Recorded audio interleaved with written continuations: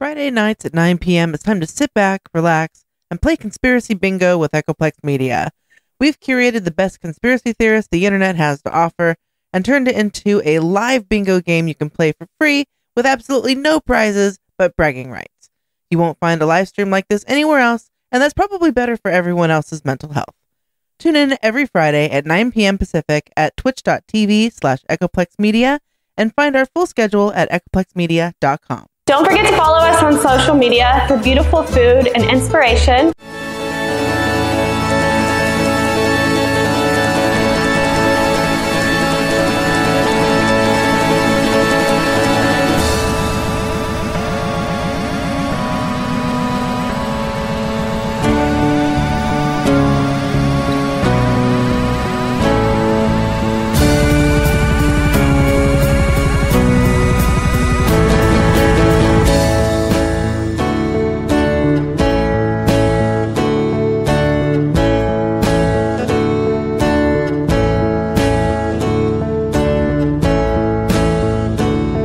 See the same people every other day, but we never say hey, cause we're never looking the way, or my face was in my notebook, we passed each other, didn't look. But these are the people of the towns, of the towns, the towns, of the towns. And large cities are just a bunch of big small towns, overlapping side by side, big small towns.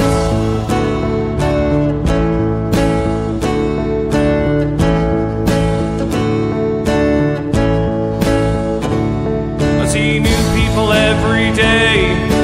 Everyone's on their way, doing the things that failed their day. And I'm going places too, doing the things that I do with my time. We are the people of the towns, of the towns, the towns, of the towns.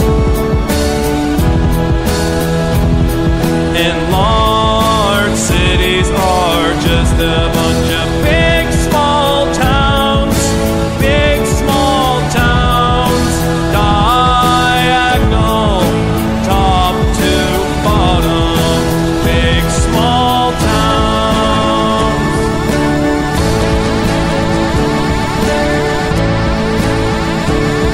Be nice to the people of the towns, once in a while look around, cause what's going around's coming around.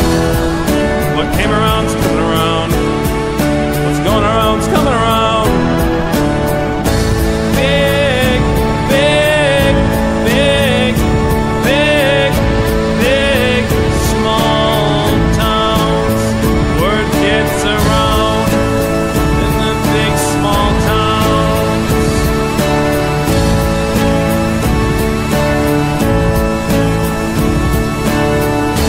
Big, big, big, big, big, small towns. Word gets around in the big small towns.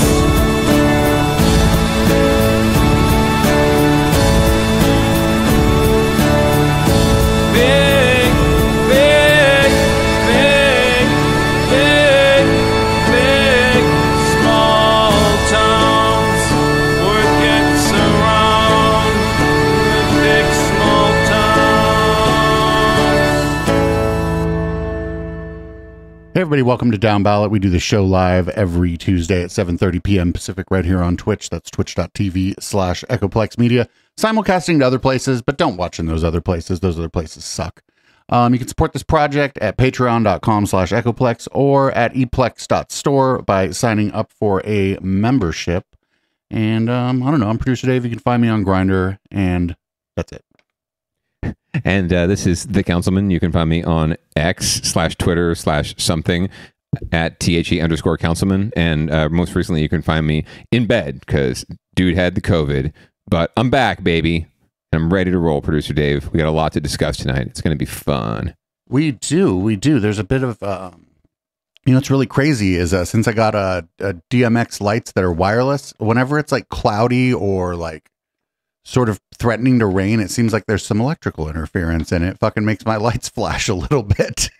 Wild. Well, I hopefully it's not strobing and causing any epileptic seizures out there for folks. But if you do suffer from seizures, maybe don't tune into Twitch tonight and maybe listen to the podcast just for your own personal safety. But hey, if you're living dangerously, why not? Just go for it.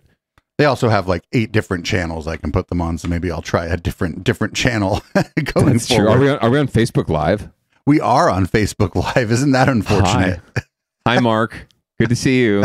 Hope you're watching. The chat's blaming the interference in my lighting actually on the fucking chemtrails. That's probably the case. That's absolutely true. I mean, you are wearing your tinfoil hat, but I guess you'd probably have to tinfoil the whole studio. You know, it'd be crazy is after all the time and energy I spent like trying to make sure that everything was set up right, I just go back to fucking cables for my lights. Well, you've always told me cables are the best way to go. It's the most reliable thing, right? Wireless is not necessarily the thing. Yeah, but maybe for lights. This isn't exactly a lot of bandwidth here. True. It's like 3 channels and a 1 through like 128 or something as the, so it's not anyway, that's not, we're not here to talk about my lighting. And if you're listening to the podcast, then that is like absolutely not interesting to you at all. Well, we'll talk about home improvement on the next down ballot. Maybe. Yeah. So what do we got for leading off? I don't know if you've heard, Producer Dave, but cops are racist, even in San Jose. Even if one of them's like somebody's uncle? Correct. But it looks like even his uncle wasn't able to save him from being ousted from the force. But yeah, we'll find out a little more from KPIX. Tonight, a racist text scandal uncovered within the San Jose Police Department. An officer who is being investigated after a high-profile shooting allegedly sent hateful texts about black people. Now, it all stems from a shooting last year inside La Victoria Taqueria. Kawan Green had disarmed a gunman inside and was backing out with the gun when Officer Mark McNamara shot him 4 times. Green is suing the city. San Jose police say a separate criminal investigation into one of its officers revealed that McNamara had exchanged racist texts with another officer, which included referring to Green using the N-word and other disparaging statements about black people. McNamara, who has been with the force for 6 years, has resigned, and the other officer he was texting with is now on leave. Police Chief Anthony Mata said in a statement there is zero tolerance for racial bias in the department. We asked them this evening to talk to us on camera, but they declined. San Jose's mayor did speak with us tonight, though, and he said that the city would work to make sure all employees are held accountable. I speak with our police chief almost daily. We've been in discussion, obviously, the last day and a half on this matter, and will continue to be. And as you know, there is an ongoing investigation going on, and if additional information comes to light, we're going to do exactly what the chief did today, which is release that information to the public in the spirit of full transparency as soon as we are legally allowed to. Reverend Jethro Moore II of the San Jose chapter of the NAACP says he's had ongoing talks with the city's police chief about how to make sure the black community in San Jose feels safe. And my conversations I'll be having with Chief Mata in the coming days is how we can vet our officers to assure the community that we wish he had a better camera. I want to see that jacket. That looks great. He actually moved out of the area, so he's doing this remotely. I think he moved to the Midwest. That's a member of the San Jose, Santa Clara County Police Departments. The union that represents San Jose cops also issued a statement that said, in part, this behavior is unacceptable and we condemn it in the strongest possible terms. No, but shooting guys in the nuts is cool. Yeah. I remember when we covered this story initially, and I just thought it like totally sucked because the dude like went fucking full commando in there and fucking like took a gun from somebody that was like clearly about to cause real fucking trouble inside. I believe it was La Vic, right? Yep. I don't know if that was the officer in question who disarmed the fool, but no, not the officer. No, it was a civilian. Oh, sorry. Yes, correct. Yeah, and I remember when we did cover this originally, and we thought there were some shenanigans going on here. And it was pretty clear there were now.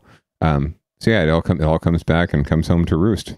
Unfortunately for Officer McNamara, but what I'm hearing here is that this guy came out of the place with a gun. I mean, I don't know what your adrenaline's pumping in this situation. You don't think that when you get the gun out the building, right? Which is what the guy was clearly doing. He was like, it was pointed up and away from everybody in the video. He was backing out too. I remember he was backing out the door of Lavik, right? The guy who had dispossessed the person with the gun, and was like, "Hey, I'm coming out," and they fucking shot him. Well, that's what I'm saying is like that's like you don't expect that to happen because you just did like, I'm sorry, like you just did a very difficult and a very fucking scary thing.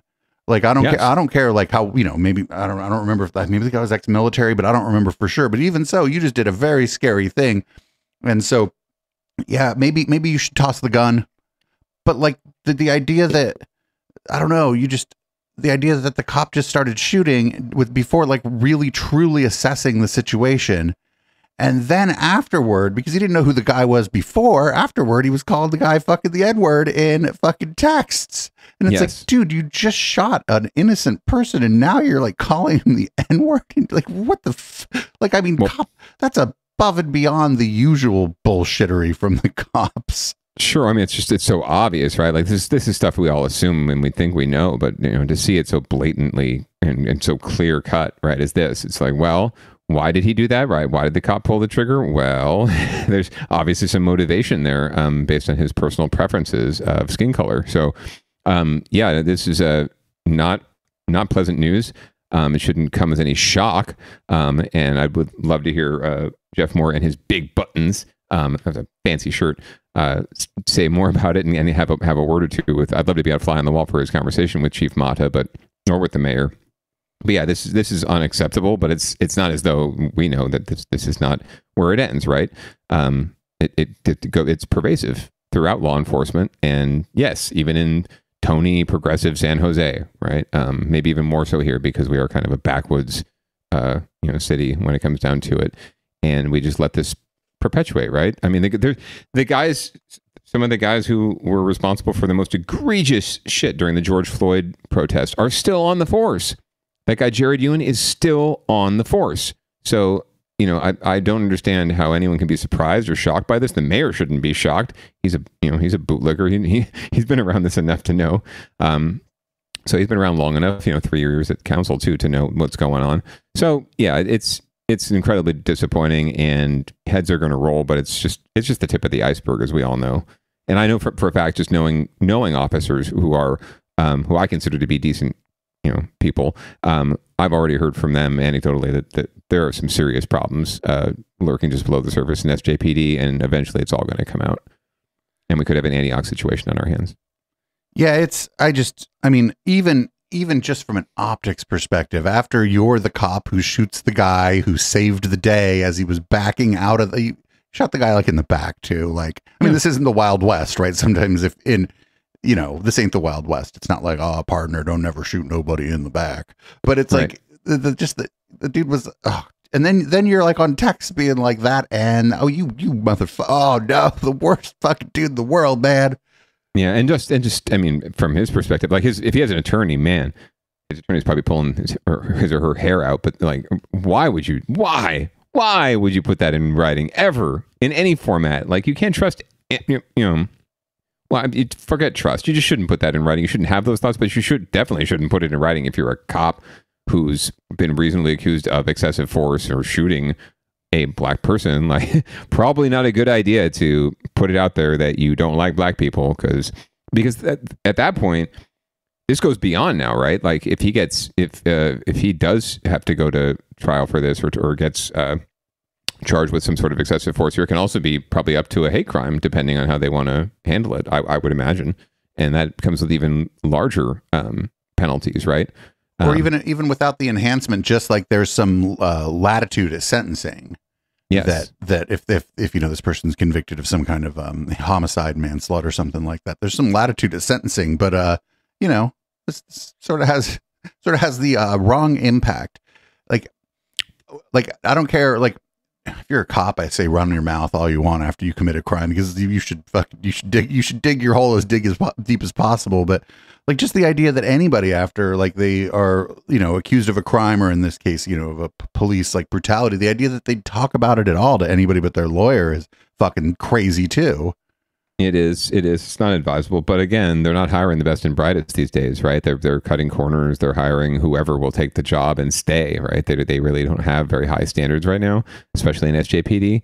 We're going to find out more about SF in a second, but it's just, again, it's pervasive. We know it. And there's got to be a reckoning at some point. Someone's got to grow some political balls and really crack some heads and turn this thing around. But it's systemic. It's something that has to it's going to have to change over many years and generations, even because it's taken generations to get this bad, right, in the first place. So, or maybe the whole profession was doomed to begin with, right, and fraught with this kind of potential for corruption and misuse and mistreatment. Well, possibly in the United States, but when I was checking into something else, I was looking at the requirements for other countries, like other rich countries, to be a police officer, and that's a fairly professionalized job in other, like, there's countries where you have to have a 4-year degree, and some countries where it has to be like in a related field of some sort, like criminology or forensics or something like that. Mm-hmm.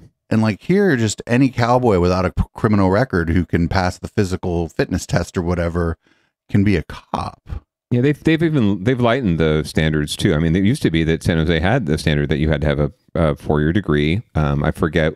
There were a few other stipulations, right? But now it's like, can you get through the academy and not not fall down or flunk out or leave for another city where they might pay you better to do less work, you know? So they'll take anybody at this point, and that's a real dangerous place to be in, right? If you know, they say they need these boots on the ground to keep the community safe. How safe are we really getting if we have the lowest common denominator walking around with a gun? And not even that, like, people hear this, and maybe people who have like a skewed idea of what a safe and lawful society is might be inclined to apply for the job specifically to impose that skewed idea of what a safe and lawful society could be. And that's, I think, part of the problem, actually, is I think this profession does attract those people.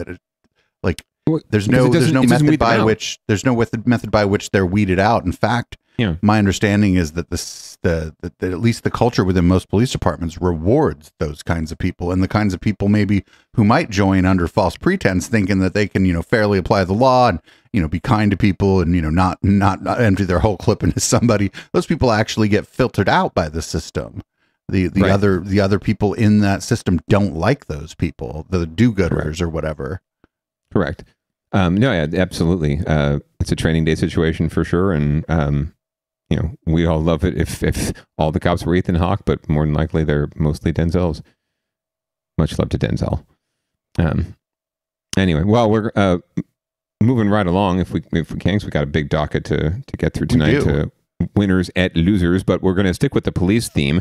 And there are competing, well, there's a plan to staff up at SFPD because apparently they're short officers too, according to their numbers.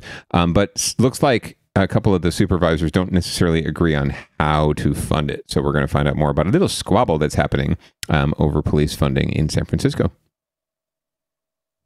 Our other headlines this evening: city leaders are in a heated battle in San Francisco over funding for SFPD. The original author of this funding plan says he can't support it anymore after it was amended today because it will likely require new tax dollars. So what now? Here's NBC Bay Area's Tom Jensen.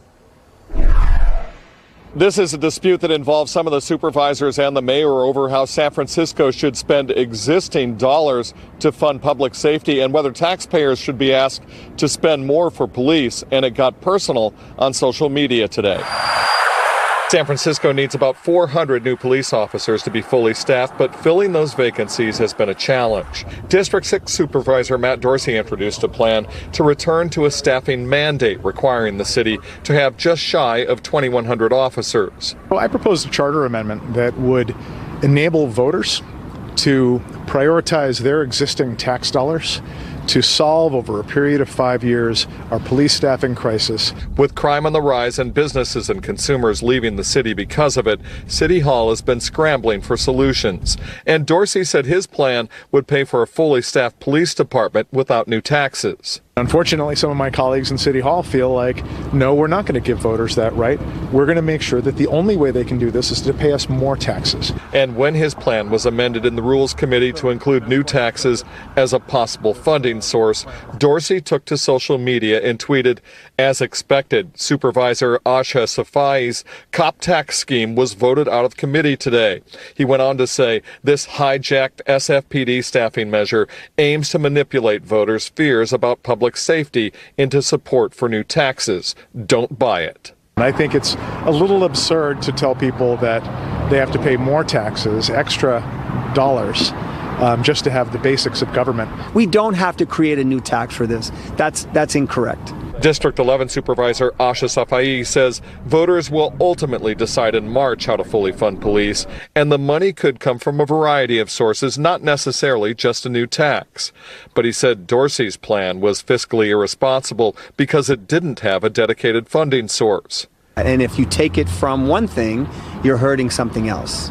So the idea is, we're for this. I'm 100% for increasing our minimum police staffing, but I want to do it in a fiscally responsible way. And he took a jab at Dorsey, saying he lacks the experience needed to understand the budgeting process. I think it takes a little time, again, for people to understand the process. At the end of the day, this is not a cop tax. Meanwhile, Supervisor Dorsey says he's not giving up on his minimum police staffing efforts, and he may take it to voters in the form of a ballot measure in November 2024. In San Francisco, Tom Jensen, NBC Bay Area News. So this sounds like... So first of all, it said that, now I'd have to take a look at it, but what I got is that one of the potential future funding sources could be an increase in taxes of some sort. Correct. And that's the only thing I think would actually have to go to the ballot. I don't know that you have to go to the ballot for just basic budgetary decisions like what Dorsey's proposing if you're just shifting dollars around. That's not a ballot kind of a proposition. That's really just, you do your fucking job, supervisors. That's what we elect you to do. Not surprising at all that Matt Dorsey wants to, rob Peter to pay Paul and take money from like whatever parks or something else to pay more cops. He's a former cop. So that makes a lot of sense. And I'm guessing he doesn't represent the Castro or South of Market or... actually, I believe he does represent some. He was in the same district that Matt Haney was in before he got the appointment by London Breed to represent. I don't think he's actually been elected yet. So I'm more than likely he's going to get voted out whenever he's on the ballot. But for now, he's there. But yeah, I think it's Tenderloin, Soma, that kind of area. So really? Yeah, he's going to get voted out. Yeah, no, more than likely. I think he knows it too, but so he's trying. It sounded like he was from Shasta County. Yeah, I mean, he could be relying on like people just being burnt out on taxes, and he's trying to to go that way. There's also a very substantial contingent in San Francisco. It looks like that are law and order kind of voters. London Breed is counting on them. The new DA Brooke Jenkins is certainly going to be counting on them. So they've doubled down. This is certainly where they're at. But yeah, Supervisor Asai is right that if you want to pay officers more or put more into the police department, you got to take it from somewhere. So where is it coming from? And honestly, like this is another fine example. I think we talk a lot about how San Jose is a relatively safe city, right? And relatively suburban and placid city. And it's exemplified by the fact that San Jose has something in the neighborhood of 1,100 officers and 900 somehow sworn at any given time. They want it, and their goal is to get to 1,400, right, for a city of 1 million people and many, many, many more square miles than San Francisco. So 300,000 more people and many more square miles to cover than San Francisco. And yet San Francisco says their adequate staffing level is 2,100. So I think that, again, this is more evidence that San Jose, gets by with a lot more safety, with a lot less cops. Maybe it's because there's less cops that we're safer. Who knows? But it's also because we're just a safer community in general. There's also like some problem with the way we count too, because any given day in San Francisco, there's a lot more than the population of San Francisco there, because people commute there for work at night. People commute there. People go there for entertainment on the weekend. People go there for I guess entertainment. So that population number doesn't really tell the whole story as to how many people are in San Francisco at any given time. That's very true. It fluctuates too. San Jose actually exports about 70,000 workers every day out of that out of the city who work somewhere else, but they all come back home at night, right? And I would argue most crime happens at night. But either way, regardless, 1,400 versus 2,100 is a pretty stark contrast. So we'll see who wins out in this battle. I'm sure it's going to rage on and on. It's going to be a huge election issue in March. It'll be a huge election issue in November. So we'll see where it goes. But it's just interesting that we're talking about, how to fund more cops after all we've seen at this point would kind of dictate that maybe less cops is the answer, and maybe more mental health services and more community services and more counseling services and more social outreach is the better solution, and probably a more efficient use of dollars. But far be it for us to say anything. We're just... It's going to be a weird comparison, but it's sort of, I'm going to do the Fry's Electronics versus Best Buy comparison. If you remember, you'd go to Fry's Electronics and there were 9 employees standing around and none of them knew what the fuck you were asking for help with. They could not help you. They didn't know what you were asking. And you had to go ask another. You had to go find the nerdiest looking person you could find in there. And you're like, hey, which router should I buy, friend?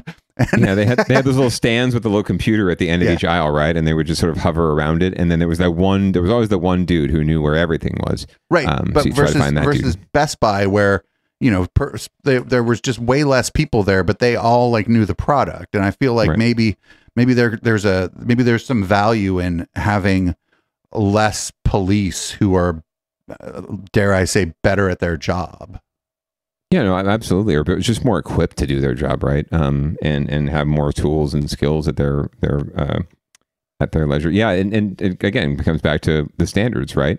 We could be looking to hire cops who are well educated, well trained, know a thing or two about community engagement, and aren't just cowboys, right? Or cowgirls. So there's a lot to be said, I think, for also looking at just raising the standards back again, and not being so quick to say we need to add as many cops as possible as soon as possible, right? But be really thoughtful about who you're adding and who you're bringing in and what kind of environment you're creating. Are we creating an environment that's permissive of the kind of shit we saw in the lead story? Or are we trying to create a better force that's more apt to manage the communities and help the communities that it's supposed to serve? And again, when we talk about San Francisco, we have to keep this in perspective and just think about San Francisco versus St. Louis, Missouri, or versus. I like St. Louis actually, because that's the most violent crime per capita in the country. You never hear shit about St. Louis, though. We hear about Ferguson, right outside St. Louis, but yeah, absolutely. And it's so. I felt safe walking around St. Louis, honestly. I think people lose perspective here, and honestly, I feel like I'd probably feel pretty fucking safe walking in downtown St. Louis too, because I did. I was there maybe 4 years ago, and I walked extensively. Frank, again, I'm a white dude, but still, didn't really feel like a police state, but also didn't feel, like the highest crime per capita state in a violent crime per capita city in America. So maybe I'm skating because I'm 6'3" and again Caucasian. And if you were there for a conference or something, you were also around the city center, probably, and that's where it's in downtown. Yeah. If you're in San Francisco and you only hang out in the financial district, you're going to get a little bit of a different feel. Or if you're in San Francisco and only hang out in the Castro, you're going to get a different feel for the city than if you go to other parts of the city. Very true. It was the Good Wives Conference, so I actually got out and got around a bit. And this was pre-baby, so I actually got to explore a bit on my own, which I love to do in any city. I love to I don't like to just stick in the touristy zones in the financial district. I really like to get out and see what's going on. And it was just a fun town. It was a fun town. I'll say that much. Yeah, I haven't been, but I hear that St. Louis is kind of a lot of fun. Yeah, there's the Arch. It's exciting. Oh, and somebody in chat says that St. Louis actually is homicides are down 20% this year, so that's good. Yay! Hooray, St. Louis! Yeah, I'm not rooting for St. Louis to just be worse than San Francisco, right? I want homicides I'd like to see homicide go down in everywhere in any way possible. But I think the answers are more to that are going to be more systemic and less about like the government's reaction to homicide, more about things that the government does to prevent homicide. And a lot of times that's going to be stuff it's medium to long term stuff where people's material needs get met and they end up in folks who are violently inclined are less likely to end up in what we would call a desperate situation. But I think that's these are things that take a long time to solve. And I think we're going the wrong direction in a lot of ways on this. Yeah. It's a long arc, but we need to bend it back the right way again. So this next story, I thought it was, I was like, here's a tale of two tiny homes. And I'm just going to let this one ride because I can't even believe that this is a story. Winners and losers. Winners and losers. I honestly can't believe that this is like a news story. We are technically still in wildfire season, and we have a revealing look for homeowners at the power of a wildfire. There are ways to better protect your home to survive a fire. Let's bring in our consumer investigator, Chris Kimura, who had a front row seat for this story. Fascinating, Chris. Yeah, good evening. Firefighters, engineers, and insurance companies are hoping the next 4 minutes of your time will inspire you to reduce your fire risk and possibly help you keep your home insurance. There's no red flag warning. It's not very hot out. There is high humidity. Still, a raging fire is devouring this makeshift house. It's engulfed in flames, and yet CAL FIRE crews standing just feet away are not rushing in to douse it. Today, they're bystanders. To explain why, let's rewind about 12 minutes. This is the Brickyard, a Sacramento fire training facility. Our visit to the Brickyard might change the look of your front and backyard. Here, very typical construction. Ann Cope is part of a consortium of building engineers, fire pros, and insurance groups that built 2 microcosm homes side by side. Their goal is to burn them. Well, one of them. The point here is the wildfire prepared house on the right is doing things right. Fire-resistant siding, defensible space, sealed eaves, a metal fence where it meets the house, and no plants next to the walls. Everything within these first 5 feet is non-combustible. The house on the left, however, is left to burn. Intentionally, it has traditional, easily combustible wood siding, common mulch touching the siding, an old-school wooden fence, shrubs right up against the wall, and open eaves. So if anything is burning underneath them, all that heat's going to go right up into those structural pieces. Like the roof. We can stop the fingers of wildfire. After a short introduction, firefighters are getting set up with drip torches. Firefighters simultaneously light tiny flames at both houses. The fire in the park here simulating embers. Within about 12 minutes, a smoky, roaring, and unmistakable difference.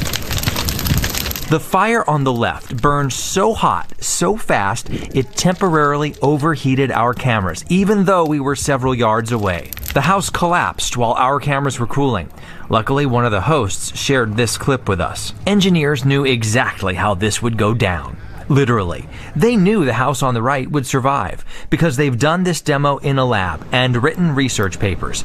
Now they're taking this dramatic display on the road. For you. It's one thing to be able to read about the best practice. It's another to see it. And so we wanted to bring it to California residents to let them see it for themselves. Daniel Berlant is California's fire marshal. Myself, I've had 2 fires in the last 3 years. One thing about this controlled burn surprised us. That shrub right there. We think they're green, which means they're alive. We're watering them, so they should be able to resist fire, but that's not the case. The green shrub ignited. It burned up the fence, then burned down the house. Berlant says you should learn from this live fire exercise.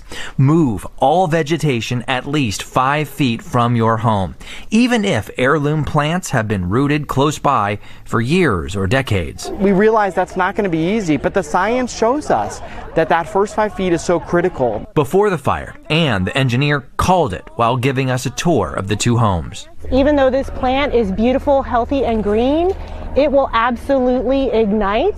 In fact, all the lush plants burned. The science is right. Karen Collins is with the American Property Casualty Insurance Association, which represents insurance companies that insure our homes. Some companies are leaving California. Others are dropping customers or raising premiums. They blame big losses and seemingly nonstop fires. Collins says if homeowners collectively embrace the lessons learned here and reduce risk, more companies might resume offering home policies in California. We can be more resilient to wildfires, and together, individual homes at community scale, we can meaningfully reduce our losses, which can really positively impact the insurance market in California. At the end of the day, the wildfire-prepared home on the right was so unscathed, firefighters can reuse it. Fire Marshal Berlant told us California will require contractors to build and landscape new homes like this one. He says you should do the same with your home, no matter how old it is. It's not just something we're advising people to do. It makes the difference whether this home or your home is destroyed when a wildfire does occur. It's fascinating to see that. I know it's the importance of that defensible space. You always talk about it every year. You know, it's up to the homeowners to create that. And we wanted you to see it.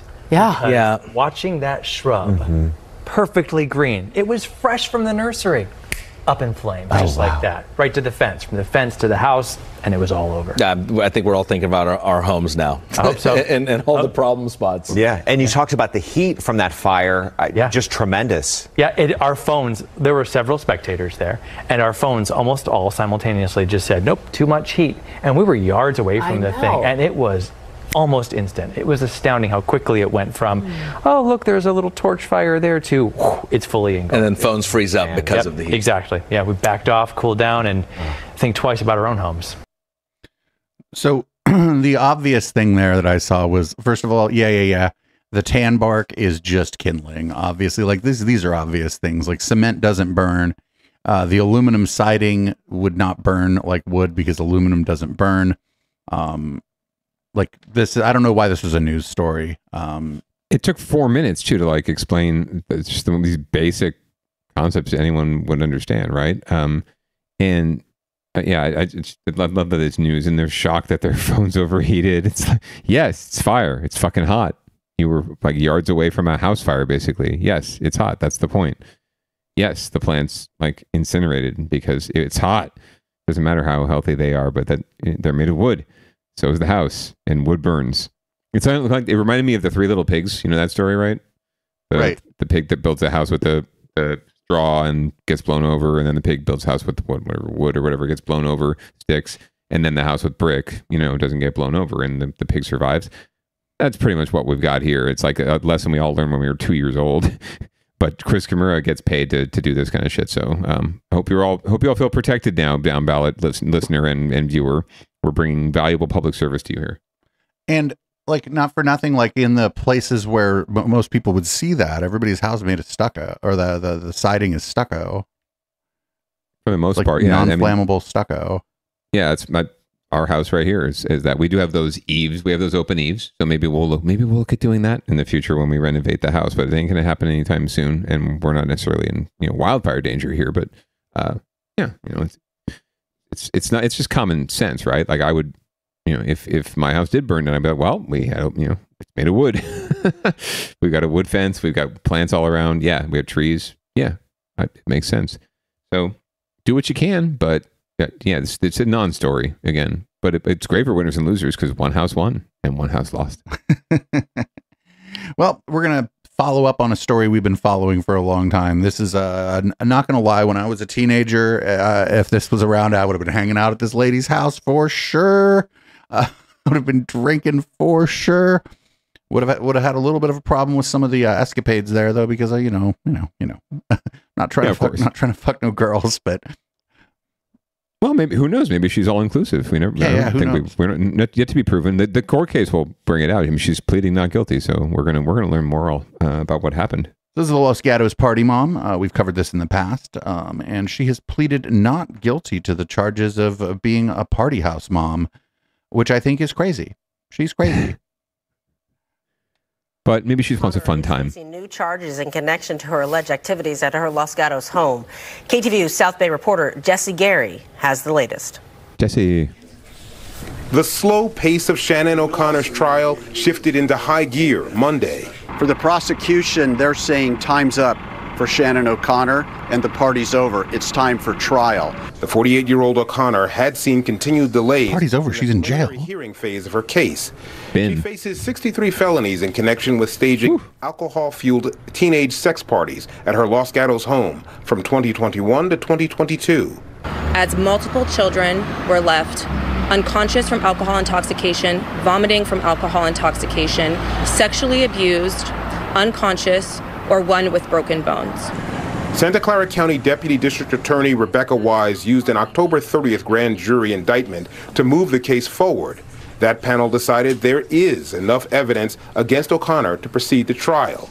Wise says taking this route spares 13 young victims more trauma from additional delays. Because the grand jury is a confidential process where the district attorney is the person who has to be present, I knew that because I was there that this was going to go forward. Wise says 7 new charges were added to the list of crimes allegedly committed by O'Connor. Some of the victims had previously testified the events destroyed their lives. O'Connor has pleaded not guilty and turned down a plea deal that would have put her behind bars for 17 years.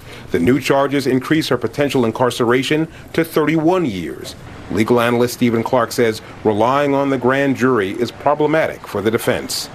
When you have a grand jury transcript to only rely on, you don't get that face-to-face contact with the victims and the witnesses, and I think that's a missed opportunity for the defense. O'Connor is due back in court December 20th to confirm counsel and possibly set a trial date. However, there could be a delay if defense attorney Madden chooses not to represent her at trial. Outside the Hall of Justice here in San Jose, Jesse Gary, KTVU, Fox 2 News. I mean, I don't know, unless there's something I don't know. This is like open and shut. What the fuck is this lady doing? Yeah, other than adding 14 years onto her sentence, God knows. She has a term. I don't know if she's listening to her attorney, but yeah, it's stubborn, I would say. But who knows? Maybe something will come out, and there's a one-armed man that's responsible for all of it, right? Or some silent partner that was at the helm of all of it. But we'll keep following it here on Down Ballot. I mean, it's always intriguing, and we can always dream of living vicariously through some of these kids who were obviously having a grand old time. Am I misremembering it? She was like letting kids drive her car when they were drunk and shit. Like it wasn't just like she was letting like it's not like she was just the cool mom that would be like, okay, you and your friends can drink in the garage, but nobody's driving, and fucking keep it down. Oh yeah, this is goes above and beyond that, right? Just encouraging that kind of behavior and encouraging illegal behavior and real dangerous behavior, apparently. Right, because everybody had that. Everybody, if that wasn't your parents, everybody had that friend where it was okay if you had a couple beers at your friend's house. Like, sure, but mom and dad were like, fucking keep it chill. Yeah, right. There's a time and place for that, kids. It's called the garage. Right, right. Even that 70s show, it was like. The basement, right? Yeah, absolutely. Like just do your thing. Oh, you're hungry. That's cute. Yeah. But apparently this was above board, and who knows? But it's a slippery slope. Maybe it started with just her kid or something like that. Maybe it started with that kind of pervasiveness or permissiveness, and it's scaled up. Who knows? But she's obviously got some issues that she has to deal with, and some demons that she has to deal with, especially if she's trying to. Press this case. I'd be looking to settle as quickly as possible. She's been in jail for I guess almost 2 years now. Whenever she got picked up, at least a year. So she's doing a lot of time already, and it's like I can't imagine her attorneys are advising her to press this. But I just can't imagine. I just can't imagine like not getting the book thrown at you at sentencing, like maximum fucking sentence on all the charges because of like what's going on here. Again, I'm not a big fan of the carceral state. But you don't invite half the high school over and then provide them with drugs and alcohol and tell them to fuck. Like, yikes. And then pressing the issue too is not going to, I mean, when it comes to, if she gets convicted, it gets to sentencing, the judge is not going to look kindly on the fact that she wasted the court's time by, dragging this on when she could have settled and just taken her licks and gone to served her time. They're not going to be happy about the fact that she's pressing this. So I think that you're right. You're going to see if she is convicted, the proverbial book will be thrown in her face. Yeah, I don't know. There's a lot of this just smacks of like this is going to be like privilege meets reality, right? Mm-hmm. Yep. We talked about that a bit right before, like that this might not have come out, if it weren't like Los Gatos, right? Or if or maybe it didn't come out for a while. It was allowed to go on for so long because it was Los Gatos, right? And no one wanted to talk about it. No one likes to talk about Bruno. Yeah, it's gonna. Who knows? There could be other party moms in Los Gatos that are going to get exposed because of this. Maybe there's some. Maybe she's got some knowledge about some sort of underground scene of all this happening, and she was just a pawn in the great scheme of things. Maybe. I mean, when I was younger, there were definitely times when friends of mine had birthday parties where their parents were home, and people were, underage and drinking and smoking weed, and the parents were like looking the other way, but things didn't get crazy, and the parents certainly weren't fucking participating. Yeah, and they're not passing out or encouraging. They're not encouraging. They were like they were like chaperoning and fucking. Yeah, absolutely. Engaged in some form of harm reduction, like. Right. One would hope. But we'll see. We shall see. I can't wait to learn more. There's part of me that's glad that she's pressing the issue because this means that the trial will reveal even more that we probably wouldn't have gotten if she had settled. Right. It would have been sealed and there would have been non-disclosure agreements. But now we're going to get to hear all of it. So right. Good on us. We'll continue to follow this here on Down Ballot, loyal listener and viewer. Oh, there's gonna be like a Netflix series about this lady for sure. 100%. So up next, this was a thing that I didn't think was actually ever gonna happen. Apparently,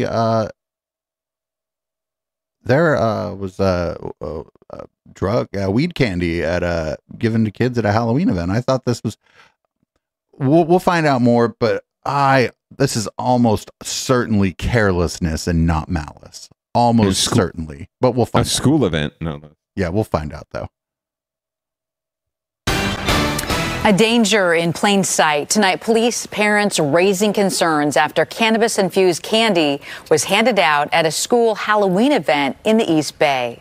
It was just right there in with the other candy. It really didn't stand out until I knew to look for it. An alert for parents big weed tonight leaf didn't ahead of Halloween. Register. Good evening. I'm Julie Hayner. And I'm Mike Meebeck. The Alameda Police Department says one child became sick after eating a cannabis-infused fruit chew. KTVU's Jenna Katsuyama live tonight there at the police department with more on the story. Jenna. Well, Mike, I spoke with the police chief, and he says that these candies are small and square, kind of like one of those Starburst fruit chews. And we've learned tonight from the school district that now a total of 4 families found this cannabis product mixed in with their children's candy. I think none of us expected that something like this could happen. It was a Halloween scare that Beth Malloy and other parents never expected at the Amelia Earhart Elementary School's trunk or treat on Sunday. It was a great event. Everyone had a good time. There were lots of family volunteers handing out candy from their trunks. But early Monday morning, the school learned that one child became sick after eating what they thought was a regular piece of candy. A student who attended the event didn't feel well yesterday. The parents checked the candy that the student had received at the event and found the wrapper, which says right on it that it's cannabis infused. The school and the Alameda District immediately put out email alerts and phone calls to all parents with photos of the product. And that is when Beth Malloy saw something in her own son's candy pile. It looked like just a standalone Starburst. I would never have looked had I not gotten those emails and those phone calls, and it really did prevent my child from eating something that could have been really dangerous for him. We got emails from both the PTA and the principal and phone calls from everyone. By afternoon, 4 families had found the cannabis product mixed in with the candy. Cannabis-infused candies can look a lot like regular candy, so it's important that parents take a super careful look at their kids' candy this year. The school district alerted Alameda police, who began investigating and posted a warning on the department's Facebook page with examples comparing regular candy with some cannabis products that are made to look similar. So far, we have done some interviews with different staff members, people that were at the event. Our goal is to figure out how this occurred and whether there was malicious intent here. Was this an accident? And how can we prevent this from happening again? And with Halloween on Tuesday, police are calling on all parents to be extra cautious. Take a good look at the labeling, look at the packaging to see whether or not these packages are open, they look suspicious, read the ingredients, make sure that there's nothing that suggests that there's cannabis in. California state legislature passed a bill just this past session that would have tightened restrictions to prevent labels and packaging on cannabis products that look like candy. Governor Newsom, however, vetoed that bill, saying that he felt that the restrictions currently in place were sufficient. I did reach out to state lawmakers tonight, but have not yet heard back. Mike. Close call and a good warning for all parents going into tomorrow night. Jana, thank you for that. Dr. So if I had to guess what happened here, one of the parents probably brought some cannabis edibles like to share with the other adults there that they knew, and fucking shit just got mixed up. I'm almost guaranteed that's what happened. I mean, I hope that's the case. Like, I'm just shocked that they don't know it or didn't find out like immediately. Like, that would be the first thing that the school district or the school would want to know is, well, how the fuck did this happen? Who brought them to school? I can't imagine this was like an accident in terms of like not knowing what it was. I have had those very exact same treats. They're very delicious, by the way, and they really help to mellow my moods out. But it's incredibly obvious. Like the wrappers have the leaf on them. It says cannabis infused right there. It's not like some sort of secret. So I'm really curious to know how this happened in the first place. I think your theory more than likely holds water. Yeah, if so, regardless, like dumb on you, parent/teacher, for bringing them to campus in the first place. Oh, it was. Did you see it was trunk or treat? I think that they were probably parents were like doing trick or treat from the trunk of their car in the school parking lot, which is kind of a cool idea. Sure, but it's fun. But you have to. I mean, absolutely be more careful. But I think parents always should be vigilant when it comes to this Halloween candy. I've always been a little sus of just sending your kids around door to door. No matter what neighborhood you're in, you just don't know. You don't know at the end of the day. People, we see it all the time. He used to mow the yard, right? And then he's got heads in the basement. So, always be on the lookout. Always check to see what your kids. Actually, frankly, fuck it. Like, not even weed candy or anything like with glass in it or whatever. Just make sure your kids aren't eating shit that's going to give them diabetes, right? Like. Try to conserve their ingestion of sugary sweets to begin with, right? But watch what they're eating. Like, if you don't know, like that's disturbing enough. So I would have been looking through that stuff but they're right. Like, individually wrapped, if you just sort of glance at it, it does look like a Starburst. It looks absolutely like a Starburst. But they taste like Starburst too. So. Yeah. Well, like I said, I just. That stuff's like not cheap, so I think somebody just fucked up. Yeah, absolutely. Maybe someone had something in their car. They grabbed the wrong bag. Who knows? But my guess, I can almost guarantee you they brought some because that's probably boring as shit for the parents, right? Oh yeah, sure, yeah. Don't worry, I got the on the text thread. Don't worry, I got us. No problem. I'll bring the adult candy. Yeah.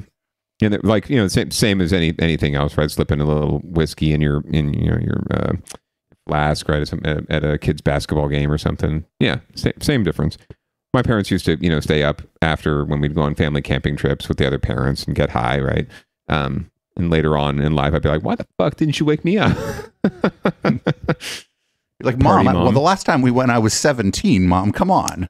Right. I mean, Jesus, share, puff, give. But I mean, that stuff's. I mean, these were elementary school kids too, right? Dude. I mean, it's not going to kill them, but it's going to make them sick. They're going to be afraid. Like, yeah. And if you're not ready, I mean, regardless, if you're an adult, even if you're not prepared, like if you don't know what you're ingesting and suddenly you're eating edible, like even I get super anxious and wired on edibles, so I have to be really careful about how much I eat too. Absolutely. It doesn't matter what age you are. If you're not ready for it, if you don't know what you're ingesting, that's going to really freak you out. And especially if you've never done anything like it before in the past, right? I've done any drugs at all, right? That could severely fuck you up. And those mentally. Are dosed for people, roughly our size or whatever. They're not dosed like a whole one of those is probably enough for like you and me would do us just well, just one of them. But so they actually recommend like half of one, or if you know. That So kind of a thing. third grader just chomping the whole thing is probably a very like not a good idea. I mean, there's no good dose of that for a fucking third grader. But my God, a whole fucking one of that like what is it, like 100 milligram or something? My God. Yeah, I've seen. I did a ride along once with firefighters, and I saw a kid, a junior high kid, who had taken something that they didn't know it was an edible. And yeah, that kid was not only they were sick, but they were absolutely freaking out. They were like having a moment, mental health crisis. So it was not good at all for them. And they're a little older than these kids. So up next we got apparently Antioch just can't catch a break on down ballot, can they? No. Let's just roll this one because I don't even want to begin to describe this one before we hear about it. New fallout tonight in the East Bay School District that put a teacher on administrative leave for her Halloween costume. The teacher dressed in a Scooby-Doo themed costume but painted her face black. NBC Bay Area's Jody Hernandez. There aren't black people in Scooby-Doo. The community is divided, with some offended by her painted face and others feeling the district went too far. She didn't mean any harm, and I know her personally, and I don't think she would ever mean any harm in that, that way. I thought it was creative and unique. I gave her a compliment. It was a nice costume. That's how many parents at Sutter Elementary School are feeling tonight about a popular teacher placed on administrative leave over the costume she wore at the school's Halloween parade. In addition to wearing a Scooby-Doo van, she attached a moon to her head and painted her face black to represent the night, according to a school board member. It was a Scooby-Doo costume, so when I seen it, she was dressed as I the didn't van. think twice about Yeah.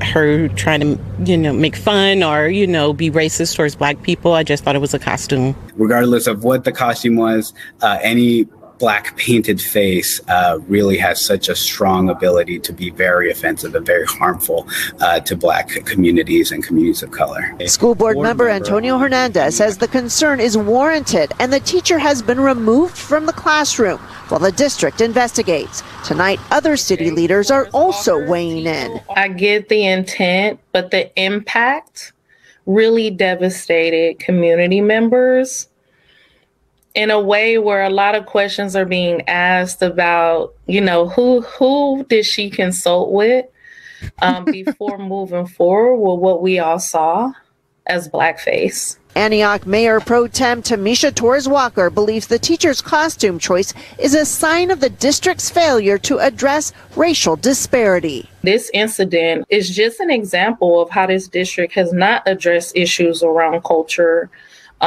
Because this teacher should have absolutely known, whether it's harmful or not, that blackface is unacceptable. And the controversy has triggered a flood of comments on social media. Oh, God. Wow, just wow. Give me a break. People are so sensitive. Those are just a few of the thousands of reactions. Many are calling on the district to return the teacher to the classroom. I think she's a great asset to Sutter Elementary, and I don't think she should be put on leave for that. No word yet from the district on how long their investigation will take. In Antioch, Jody Hernandez, NBC Bay Area News. She painted her face black to represent the night. What the fuck? Yeah, I mean, absolutely poor judgment. So what I thought we were going to see is that she had dressed up as Scooby-Doo, and because Scooby-Doo is a brown dog, she had maybe painted her face the color that Scooby-Doo's fur is. I thought maybe we were going to see that, which I was like, well, this person should know better, but they're not, painting their face black to suggest that they're a black person. This is, I don't know if it's worse or, just a kind of a sidestep. It's just very confusing. It is. It's kind of silly. Like, she painted her face black to represent the night with the moon. I mean, I get it. It didn't seem like she was portraying a character. And it looked like when she had the full costume on, she had more of like a mask kind of a thing around her face. It wasn't like so obvious. Like the picture they showed was, unfortunately, like, it does look like she's trying to do blackface when you zoom in past the van. But yeah, it's not that she's trying to do it. She did blackface. Correct. She did do blackface. And so in that regard, 100% poor judgment on the teacher's part. I think it's worth having it's good to have the conversation. At least it's sparking the conversation that should be had and should be being had. But at the same time, it's just, to me, it smacks of just really poor judgment. I'm willing to believe that this woman's not a racist, or I mean, we're all racist in some way, but not an overt or intentional racist. I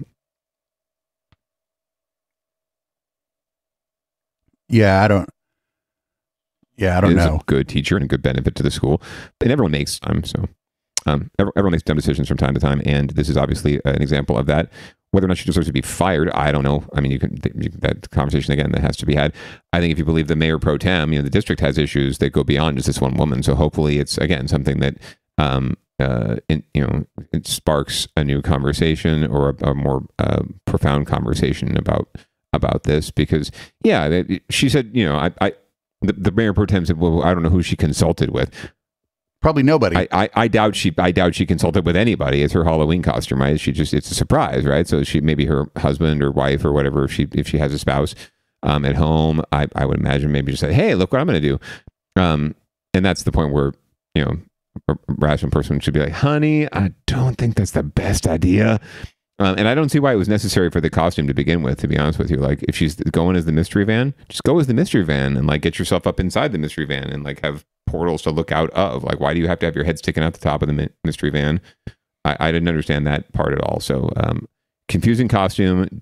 I don't think the intent was there, but the result is the same. Like they said, it's I don't necessarily agree with all the soapboxing, but regardless of the intent, the impact is the same. So people should be more thoughtful. Just don't paint your face black. Yeah, it's pretty simple. Even if you think you're just trying to look like a coal miner or something, you could do a little bit of coal under your eyes or something, maybe around your eyes, you maybe do do it on your hands if you're supposed to be a coal miner. No problem with black smudges. Smudges. Yeah, smudges, like you're dirty. But oh my God, she's like, I painted my face black to represent the night. It's like, shut the fuck up. What is wrong with you? Yeah. So watch yourself out there, folks. So it's just think for a couple seconds. Just think for a couple seconds. And it's not like, I think if she had thought about it, it's not like she was the parent of some kid or something. She's the teacher. Yeah, and she should be smarter, right? So you think that a teacher would, if you think about it for 2 seconds, she probably would have thought differently about it. Obviously she was not thinking. Obviously she was not. This did not occur to her. And yeah, you're right. Is that worse or better than intentional, right? I think you can argue, but both are probably just as egregious, right? If you're not, if you're ignorant, ignorance is not a defense, right? So I agree with you. It's silly season out there. People need to be more thoughtful about what they're doing. So up next is probably the most San Jose story we're going to cover in a while. This was all over Twitter and stuff. People in other places were making fun of it. Apparently a house that used to be a meth lab and still includes some of the accoutrement of a meth lab, some of the modifications maybe that one would make to their house if they're doing unlicensed chemistry projects. And you kind of got to clean that up yourself if you're the buyer. It went up for sale, $1.5 million. Let's see what the local Fox affiliate thinks about this. It is a buzz this morning about a home for sale in San Jose. It is a rundown home on Potomac Court listed for $1.5 million. There's a catch, though. It's a former meth lab and is contaminated and will likely need to be razed. It's the former home of a San Jose man who was arrested earlier this year after being accused of making bombs and blowing up PG&E transformers around San Jose. The reason for all the talk online is that the price of the home actually went up by $125,000 last week, despite its rundown condition. Right. I mean, they're just buying the land that it's on, right? Location, location, location. Oh yeah, for the most part, yeah. You're not really buying. You're almost never really buying the house itself, unless you're like a brand new construction. You're really just buying the land. So yeah, not surprising that it's gone up, and the valuation of most properties. This has happened a couple weeks ago, where the county released their new valuations. So property values went up across the board throughout the South Bay. No surprise at all there, right? It's cost of doing business. But yeah, yeah. I mean, who knows? Maybe I guess I don't know if it has to be raised. Maybe there's someone who might want to use the lab for good, for researching like cancer treatments or something. It didn't really look. They said it was run down. I mean, it was run down in that the lawn wasn't kept. That the front of the house was boarded up. But if you look at the second story, it looked like the rest of the house just kind of. Who knows what it looks like inside, though, right? Sure. Yeah. I mean, God knows. But from the exterior, it didn't look much worse than the house next door, right? Do you know much about the neighborhood? Ish. It's like carpet housing for the most part. But it's not like 1.5 million for the lot. If that was an empty lot, does that seem about right? Like if there was no house there?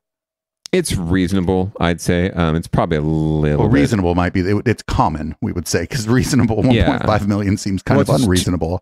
Yeah, I mean, and the size of the lot more than likely is a lot bigger than average. Like I think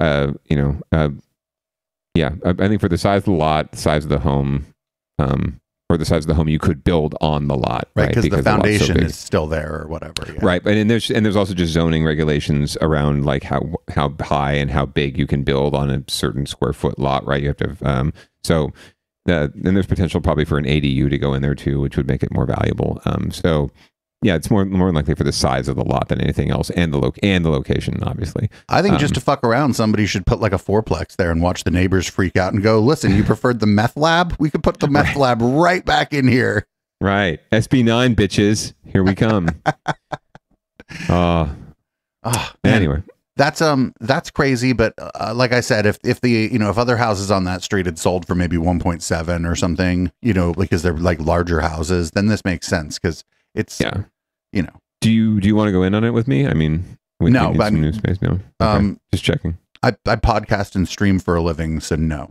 I could get a loan, maybe. I have a pretty good credit score. So. It's actually sad. That's actually, I think, the valuation on. I never expected to own a home. Frankly, we inherited. Lucky us. But that's the valuation we got is like 1.5 right now for a single story, 1,400-foot home. I forget how big our lot is, like 5,000 feet, maybe square feet. So yeah, that's a bigger lot, bigger home. So it's a pretty good bargain. But you're gonna have to pay to raise the house and then build a new one too. Or if you don't, it's even if you could like salvage the house, it would probably be very expensive to bring a cleanup crew in or whatever. Yeah, I'm guessing it's gonna be at least another mill to rebuild or to tear down and rebuild. So. Well, let's move on to get your shit together. If anybody remembers, we were talking about barriers put up in San Francisco to try to deter sex work, because that's how you stop sex work, is making people have to turn and then turn and then turn again. And go around the block. Right. To the other end of the block to pick up their sex worker. Like, damn it, I was going to do a sex work, but now I have to go around the block. Oh, well. So it looks like they're trying to make some of these more permanent structures out of the temporary structures. We're going to learn a little bit more from ABC. Local Sev. Another set of barricades may soon be coming to San Francisco's Cap Street. Yeah, that's after the latest barricade was destroyed yet again. I-Team reporter Stephanie Sierra is here with the latest on the cost of this controversy, Steph. Exactly. Another development tonight. The barriers along Cap Street were supposed to stop alleged sex workers from crowding a San Francisco street. But every time the city puts up a barrier, they are damaged, torn down, or destroyed. And as we found out, replacing them is not cheap. It's been 4 months since these barriers were installed along 4 blocks of San Francisco's Cap Street. The barriers, also called collapsible steel bollards, cost taxpayers more than $250,000. And within weeks, we saw this, and this, and this. Bollards collapsed, slanted, broken off the hinges, covered in graffiti, leaving neighbors relying on these planters to block incoming traffic. Frankly, the bollards were inadequate. They're relatively short and not very sturdy. But a succulent is going to do the trick. Santiago Lerma is the legislative aide for Supervisor Hillary Ronen. He says SFMTA is considering 2 replacements. These silver steel bollards that are at least 3 to 4 feet tall, or these cement planters that are currently being used in Berkeley. Lerma says the setup would likely mirror what's happening here, with 2 concrete planters on both sides of the street, a metal bar in the middle restricting smaller cars but still allowing bikes to get through, as well as emergency vehicles. We're looking at which is better, which is cheaper, which is going to be more efficient. But some residents are doubtful, arguing the existing process has been everything but cheap and efficient. From stalled cars to deliveries. Here's a first-hand account from an Amazon employee. To go to the next block, we have to bust a U-turn. I don't think it's a good idea. The city can't come up with a better solution than making people's lives harder.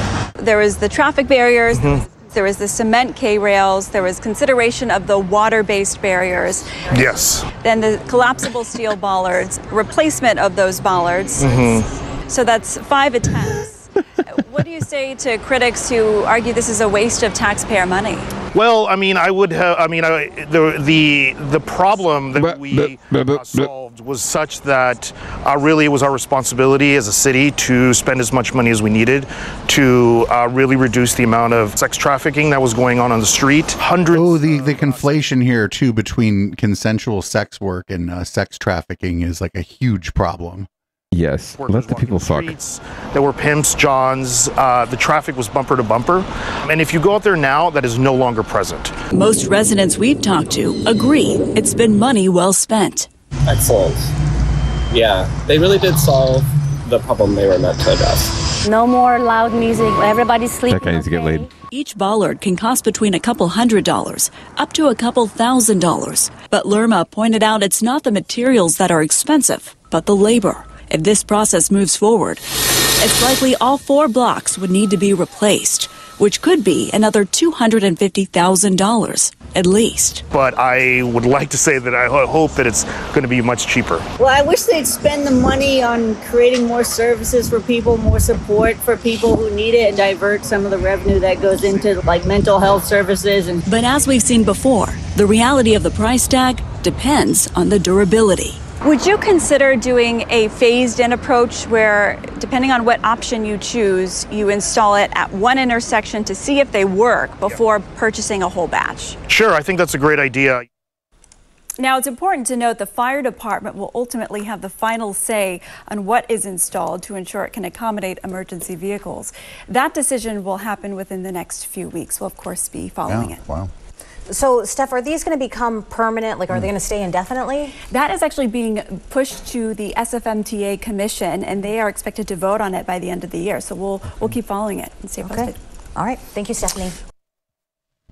I bet there's a startup that could do a company called Barrier, BARRRRRRR. EERRH. And there could be an app actually that the firefighter would have to that they would have to pay for, and it would the barrier would come down when the fire engine comes, or it would say, "Oh, we're sorry, you need to update your app. The barrier can't come down right now." Your phone is not working on the current iOS, so you need to upgrade and then download the new app. There actually are bollards that can be remotely controlled. I believe that sink in the ground and come back up again. Of course, that'd be another expense, right? I have to say, regardless of what you think of this story, I feel for that staffer, Hillary Ronan staffer, who she obviously just threw to the wolves. She couldn't go out there and speak herself, or she couldn't, she couldn't be bothered to be quoted or to get in a phone call with a reporter herself. She had to send her staffer out there with very little information. He's like, well, yeah, we'd like to kind of maybe sort of keep this cheaper, and we're hoping that maybe, oh, that's a great idea, reporter. That's a really good idea, reporter. I'll take that under advisement.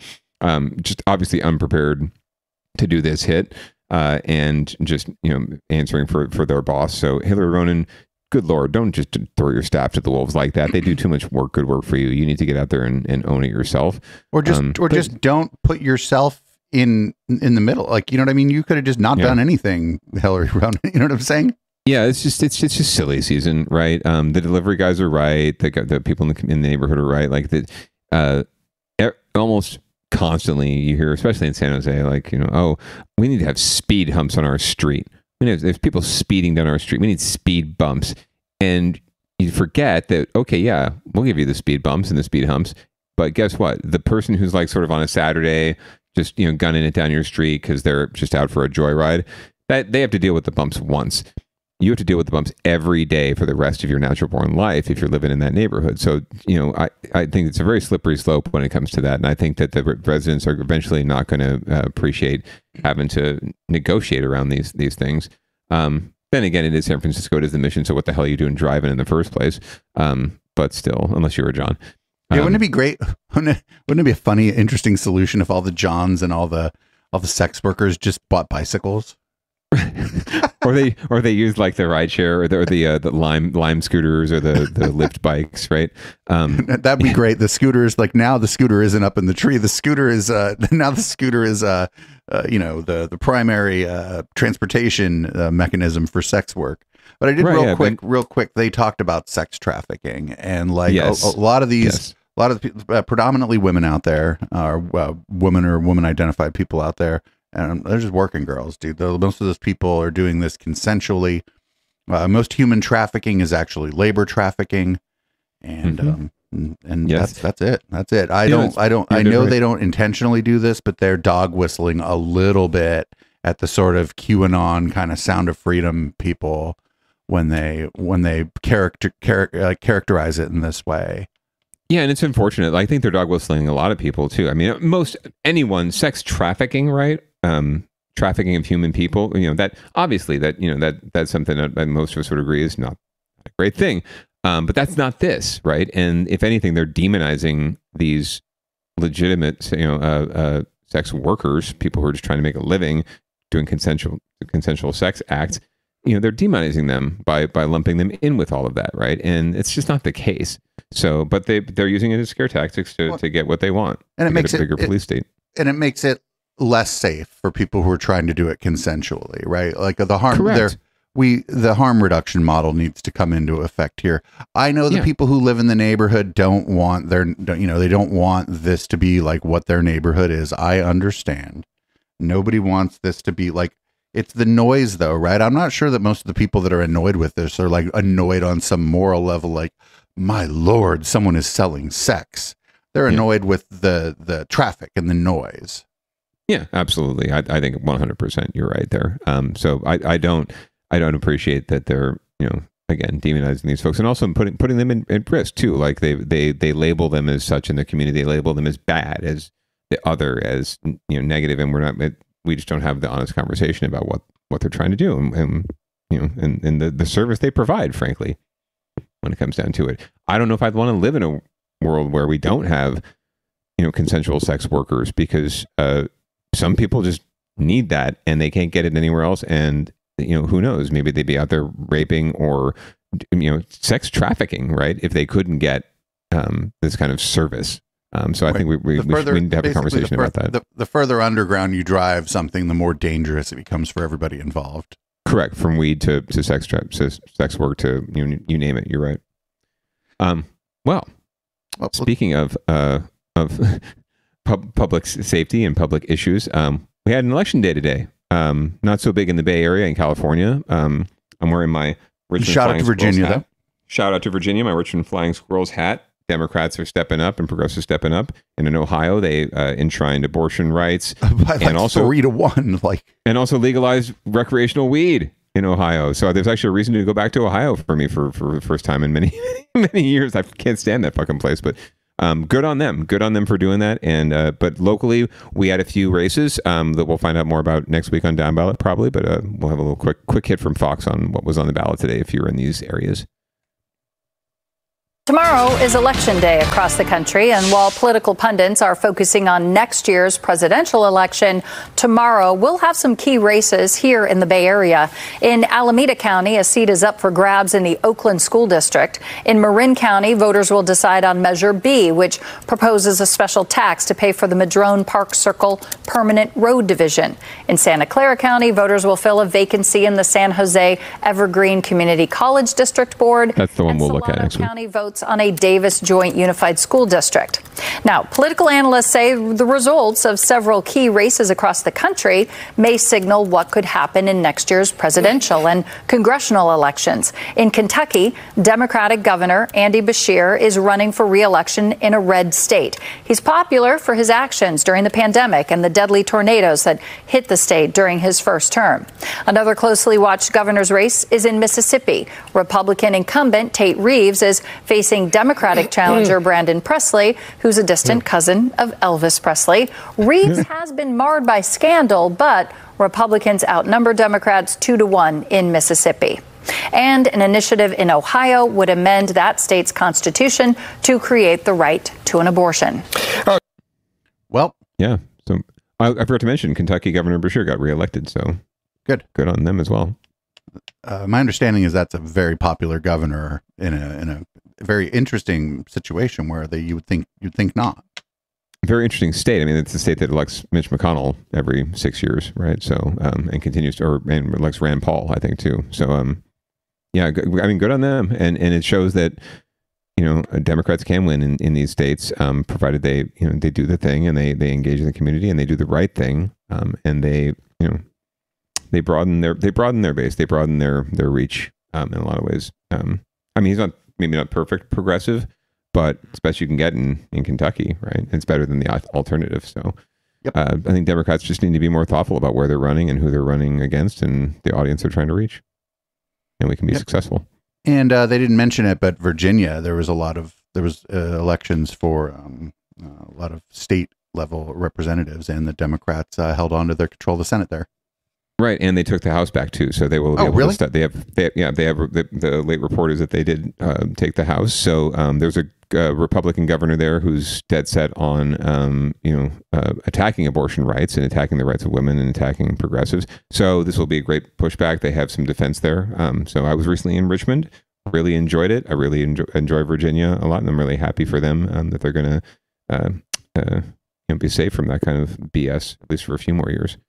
But gotta be vigilant in states like that. Not to get too far out of local issues, as the sprawl of DC continues to sprawl, Virginia is going to continue to become more like the I guess more like the New England and less like the South, I think. Correct. Yeah, I think it is happening. It's fits and starts sometimes, but you're right. Yeah, as that continues to grow, that Northern Virginia becomes more like DC Metro. You're going to see that for sure. Richmond itself was very black, very progressive, very Democratic. It's a city, right? So I think I was in a little bit of an enclave. But as soon as you get out in the country in Virginia, it's pretty fast. It turns pretty quick. There's other spots, like Virginia Beach is a pretty progressive area too. Yeah, very. Any sort of like quote unquote urban area. Any place you've heard of, probably, right? Yeah. Oh, absolutely. Yeah, Hampton Roads, maybe not so much, but yeah, Virginia Beach, Norfolk, Hampton Roads is where all the chemtrails are.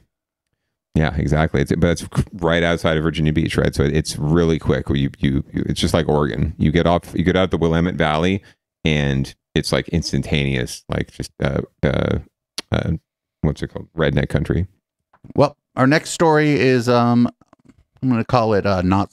We'll file this under not the least bit surprising. Like as soon as there was a slight downturn in the economy, the giant Google deal over by the Diridon station seems to be no, not so much anymore. Right. Let's see what the news has to say about this. This is from Kara. This is the one video I could find. I didn't see any other of our locals covering this, although it was in all the print media. A significant setback for Silicon Valley. Google is cutting ties with Lendlease, the lead developer in a $15 billion project that would have created 4 major campus projects. And KRON 4's Charles Clifford joins us now live from San Jose with more with what both sides are saying and whether or not these projects have any hope of coming back. Thanks for joining us, Charles. Yeah, good afternoon. Well, Google has worked on this project for years. It is a multi-billion-dollar effort, as you mentioned, in 4 different locations across the South Bay here. And unfortunately, today it seems that project has suffered a major setback. Lendlease, which is an Australian construction and real estate company, announced that they and Google have decided to end their partnership. The two companies had spent years working on what's called the San Francisco Bay Project, a $15 billion deal to build millions of square feet of retail and residential space spread across 4 Silicon Valley locations. Downtown West in San Jose, Moffett Park in Sunnyvale, Middlefield Park in Mountain View, and North Bayshore in Mountain View. The project included 15,000 homes, a quarter of which were supposed to be made affordable housing. The project also featured dozens of acres of open space. As for why the deal fell apart, in a statement, Lendlease said the existing agreements are no longer mutually beneficial given current market conditions. For its part, Google says they are committed to finishing the project, adding, "We've been optimizing our real estate investments in the Bay Area, and part of that work is looking at a variety of options to move our development projects forward and deliver on our housing commitment. We appreciate Lendlease and the work the team has done to get us to this point." As we understand it, Google is resetting some of their relationships. On Friday afternoon, San Jose Mayor Matt Mahan said that he believes Google, despite this most recent setback, will eventually fulfill its commitments. I'm not privy to what conversations are going on inside the company, but our understanding is they're still fully committed to building out the tech campus when the growth is there, the demand is there, and the time is right to invest in new commercial development. And y'all got fucked. Right, back live now. That is the very latest here in the South Bay. Charles Clifford, KRON 4 News. Charles, thank you. This is why, like, when these companies want to do this, the city should be like, all right, go ahead if you want. Here's the regulations you got to follow. Like, they need to like this. Oh, well, we're gonna like give you tax incentives and all this shit. Fuck that. Yeah. Well, and the good news is here, at least in San Jose, in this project, that did not happen, right? They're actually not getting any sort of major incentives. They have to buy all the land, they got to develop it all, they got to spend a shit ton of money to do it, but they're not getting tax incentives. And in fact, they were held to a pretty significant, I mean, compared to other, like Amazon in New York, right? They held a pretty significant community benefits that they had to provide for, like affordable housing. Of course, if there's no housing, there's no affordable housing. But community space, things like that, publicly accessible space in the campus, things of this nature, interconnectivity, boosted funds for transportation and for local nonprofits and community services. So, Google has signed an agreement with the city to provide a lot of those community benefits. They've got all the entitlements they need at this point to develop the campus, but like Mayor Ed 209 said, when the time is right economically, well, shit, that could be whenever, it could never come. And in the meantime, now we're sitting with not just like one vacant parcel because the developer ran out of money or couldn't afford to move forward. Now we're dealing with an entire swath of some of the most lucrative real estate in all of San Jose is now going to sit fallow until Google decides to do something with it. It could be being used for much higher purposes than that, potentially. So we'll see. Maybe they'll have some largesse, and maybe we can lease out some of that space for emergency housing or other ideas, other things they can do with it. But in the meantime, it's just going to be another big lot. But it's not just one vacant lot. It's like a vacant neighborhood basically, and city's missing out on a lot if that space just sits there. But it's not. You're right. It's not surprising, and it's certainly it's not. It's exactly what you'd expect when you throw all in with one company on one thing, right? Yeah, it's. I thought this was a dumb idea from the beginning, and I'm not surprised that it is. As they're saying, on hold. Fuck off. Yeah. Well, tech campuses in general, I think, are just it was a foregone conclusion that, especially after the pandemic, that things were going to shift quite a bit, right? And every company is looking at it. So you see a lot of these campuses now that have blown up, and Google's itself has built out all this campus, but now the entire economy has changed. So now they're going to have vacant spaces already that they've built up in Mountain View. So they're having to make some serious assessments, and I think the city, should take a look at this and see about exploring other alternatives and potentially work with Google to find some other alternatives. But unfortunately, they've signed the deal, and it is what it is. And not to mention that the city also reduced their or worked with the FAA to increase height allowances to accommodate the project in the first place, because it is in the flight path of the airport. So there's a lot of work that was done beyond just the community benefits and entitlements. Now again, it's not really going to benefit anyone if nothing happens. All right. Well, on to our next story. It looks like, first of all, I find it interesting that not only did Shasta have a Board of Supervisors meeting on Halloween, but apparently so did the San Jose City Council. And I'm disappointed that I don't see anybody in a costume. It was every Tuesday. They meet every Tuesday. So it just happened that Halloween fell on a Tuesday. So, but yet this story is about quarterly scorecards, which sounds very, very, very, very corporate, very, very, very, very Matt Mahan. Let's see what KTVU has to say about this. Please, I think it's LaMonica. San Jose Mayor Matt Mahan says he wants to take advice from Silicon Valley businesses that surround the city and run it more like a tech company. He's releasing new scorecards to track the progress of major issues that San Jose is addressing. New at 10 tonight, KTVU's LaMonica Peters live with the initial findings that were released at this week's City Council meeting. LaMonica. The mayor says that it's important to review the progress being made so that adjustments can be made if necessary. And he also believes that these scorecards are going to help the city do just that. On the housing piece, the data we saw is fairly concerning in terms of number of units produced, in terms of us chipping away at our broader housing challenge that we have locally and statewide. On Tuesday, San Jose city officials laid out the data collected and progress made since implementing its focus area scorecard plan in May. Mayor Matt Mahan says the data will provide direction to city leadership as they address major issues. To me, it's all about creating a faster learning cycle, having constant feedback, coming together as a council, looking at actual performance data, and just continuing to evolve our approach. The 4 key focus areas being monitored or scored are community safety, unsheltered homelessness, clean neighborhoods, and investing in jobs and housing. The city says so far it's taken steps to address homelessness by opening another hotel and RV-safe parking site. For every household we house and that exits homelessness, 2 households become unhoused.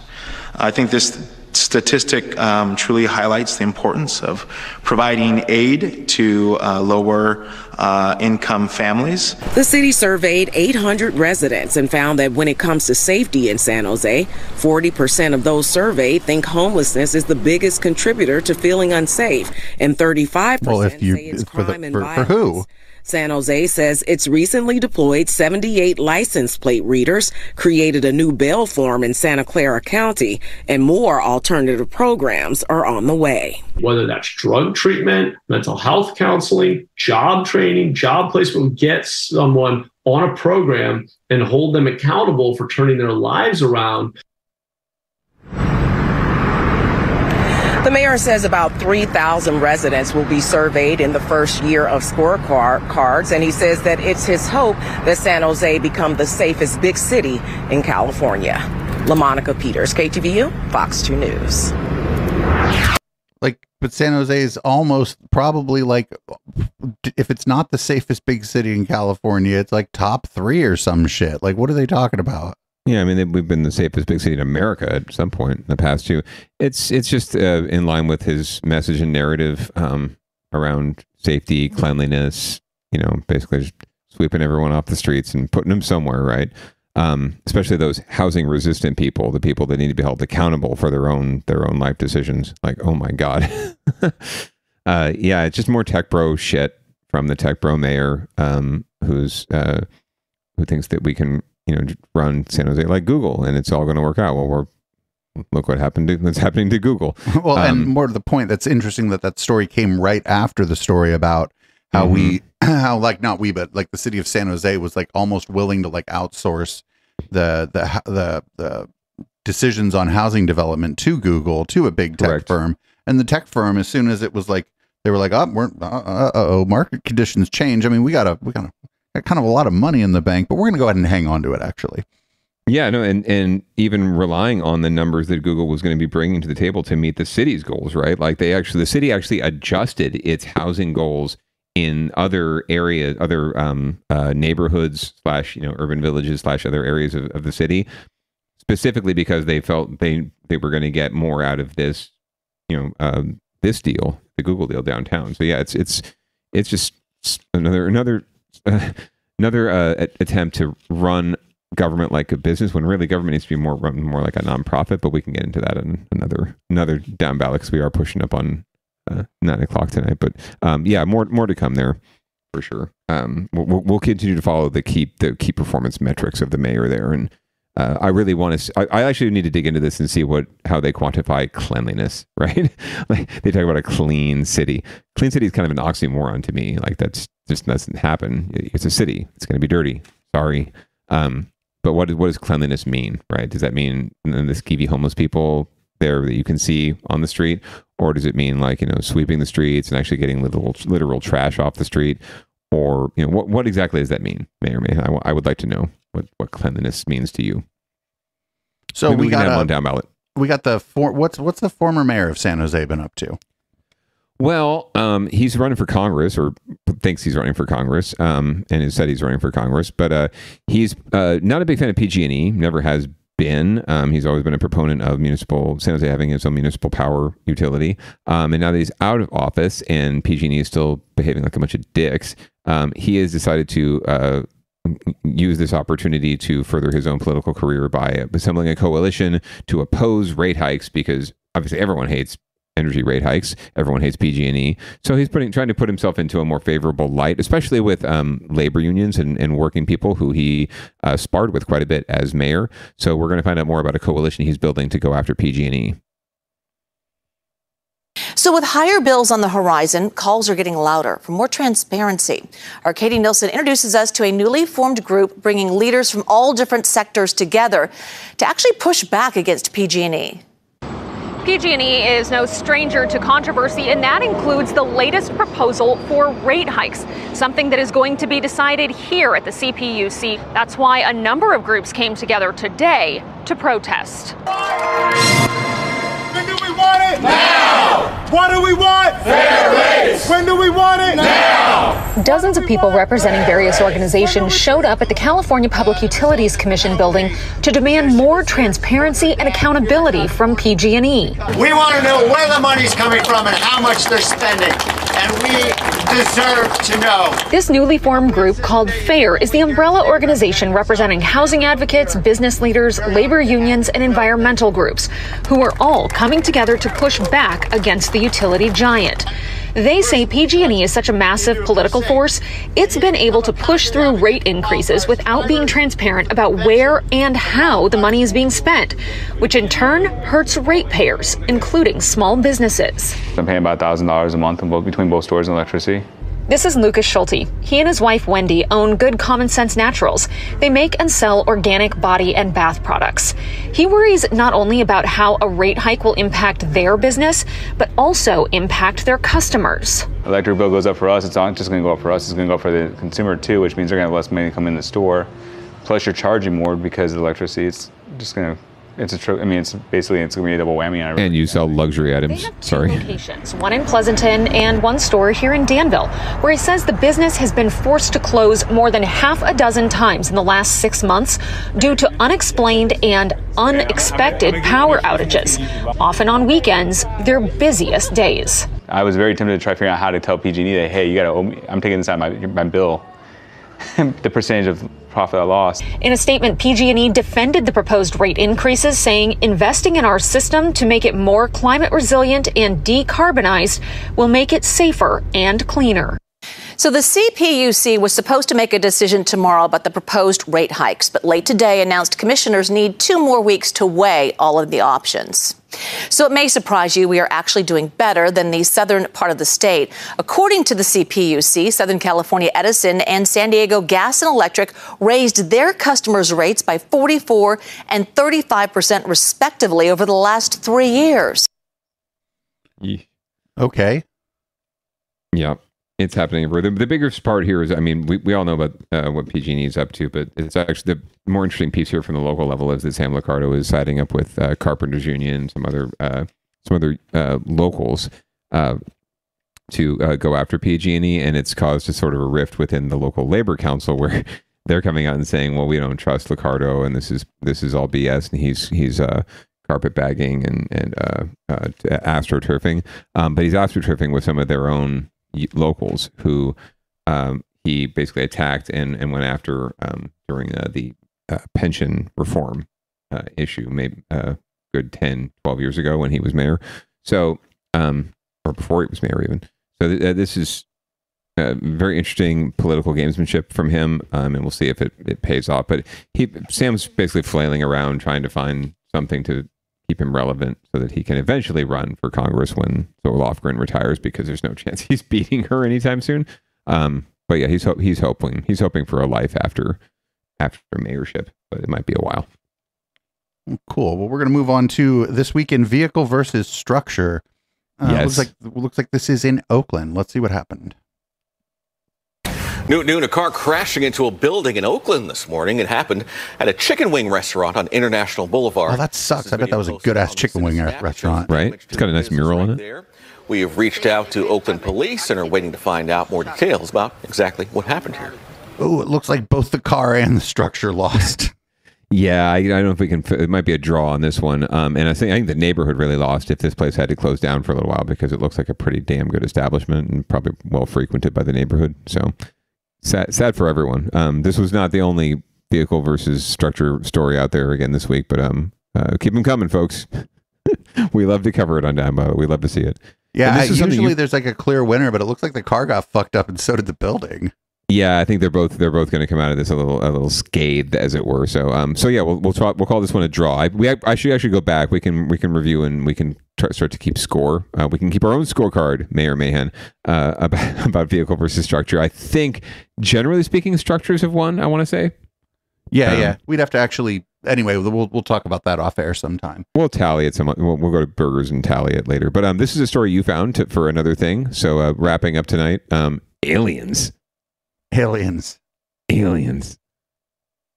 a $1 million search for signs of intelligent life in the universe through Ring doorbell cams? Here's one submission after the Ring company offered a cool $1 million to any customer who could prove, with doorbell cam footage, that aliens exist. There are so many that I've seen that have just been incredibly creative and fun. The reward is tongue-in-cheek, and so are the submissions. This so-called alien seems to be after the Halloween candy. Then he comes after the Earthling. Turns out, he's just looking for a new helmet. And this alien is apparently eager to prove he comes in peace. His sign reads, "Been trying to reach you about your car's extended warranty." Is anyone home? I can't tell. I think there's a guy in there eating a sandwich. Some submissions, frankly, didn't show a great deal of effort or resources. I'm scared. I feel like I'm going to throw up. Well, they're Bills fans. He could be better equipped, considering his journey from so many light years away. Hello? Is anyone home? I forgot my pants on the spaceship. Did anyone win the $1 million? We have gotten a number of submissions that our expert is reviewing, so we haven't awarded the prize.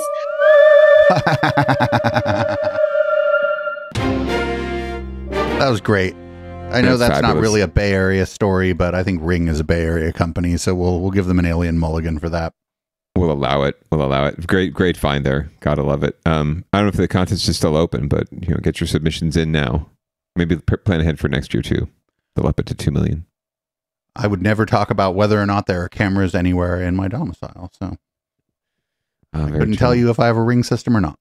We do have the Ring.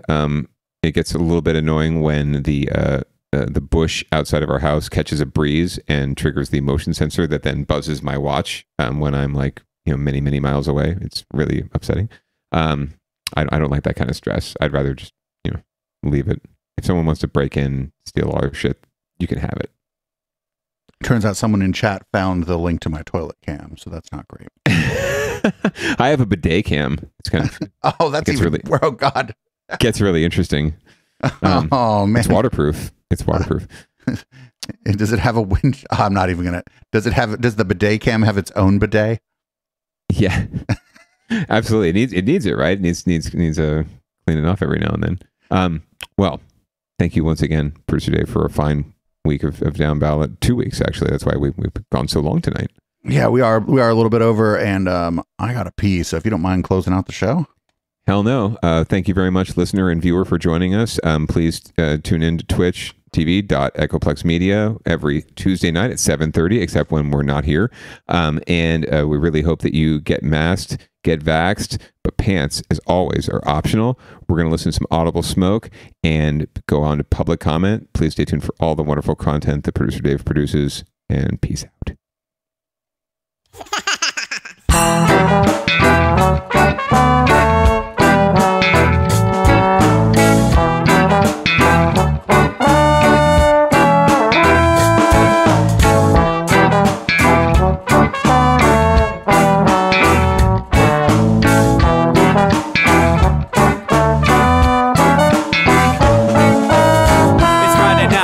Time to get the party started. Pick up my phone just to check and see who's ball. Dress up real nice for the ladies at the bar, and I'm driving in my car just to get to where they are. Here at the local scene is where I plant my feet. It's where I smoke my cigarette and I hold my drink. I look at all my friends, they're all blazing greens. Here at the front of the stage, waiting for MTV. Where are those guys who's standing next to me with a pipe in his hand, ready to blaze for me? About 5 minutes later, we're all singing Queen. Now get the fuck up on stage, man, rock the scene. Yeah, we do what we want, and what we want is to jam. So sit back and enjoy the band. We do what we want to do, and what we want is to jam. So sit back and enjoy the band. Enjoy that band. I turn and head back to the bar for a refill, man, because you know where we are. We're headed out to the car to smoke another one and another one. Now just when the magic starts kicking in, I hear relapse playing, you know it's time to head in. Alright everybody, now it's time to grab a new drink. Spark it if you got it and then pass it to me. Yeah, we do what we want, and what we want is to jam. So sit back and enjoy the band. We do what we want to do, and what we want is to jam. So sit back and enjoy the band. Enjoy that band. Last up on the bill for the show tonight is Down and Dirty at 5, so we're headed outside to spark up another joint. Now who's got my lighter? Stoner E, of course, shouldn't you be inside? I'm all up in this bitch, being who I gotta be. I'm fucked up like the U.S. economy. The truth is that I don't think logically. Stoner E take you on a psychedelic odyssey. Now inside motherfuckers is rocking me, and outside shit we smoke a lot of broccoli. Rocky the roller, yo, that sexy girl be jocking me. Ain't too drunk to fuck, but I'll probably do it sloppily. We do what we want to do, and what we want is to jam. So sit back and enjoy the band. Enjoy the band, enjoy the band. We do what we want to do, and what we want is to jam. So sit back and enjoy the band. Yeah, yeah, yeah. Molly say that he like jamming, and he hope he like jamming too. Well, I gotta say, thank you, Bob, we do. Yes, I gotta say, thank you, Bob, we do. Well, Bob Marley said that he like jamming, and he hope he like jamming too. Well, I gotta say, thank you, Bob, we do. Yes, I gotta say, thank you, Bob, we do. Yeah, we do what we want, and what we want is to jam. So sit back and enjoy the band. Yeah, we do what we want, and what we want to do, what we want is to jam. So sit back and enjoy the band. Enjoy that band. We do what we want to do, what we want is to jam. So sit back and enjoy the band. Enjoy that band. We do what we want, and what we want is to jam. So sit back and enjoy the band. Yeah, yeah, yeah. Just what we want and enjoy the band. So sit back, just sit back and enjoy the band. We just do what we want and enjoy what we want is to jam. So sit back and enjoy the band. Just sit back and enjoy what we want is to jam. Did you know Echoplex has a 24-hour stream? That's right. Check out our 24/7 music stream at echoplexmedia.com/live or at eplex.xyz. Our huge self-submitted local music library plays the best tunes the Bay Area has to offer, and commercial free, well, except for ours, and even by request. Check out the player on echoplexmedia.com or at eplex.xyz. Bookmark it and enjoy it all day. Echoplex is very supportive of our local music scene, and we hope you enjoy the soundtrack they've so graciously sent in for us to play on our network. If you like who you hear, please go check them out. The names of the artists are displayed on the player at echoplexmedia.com and at eplex.xyz.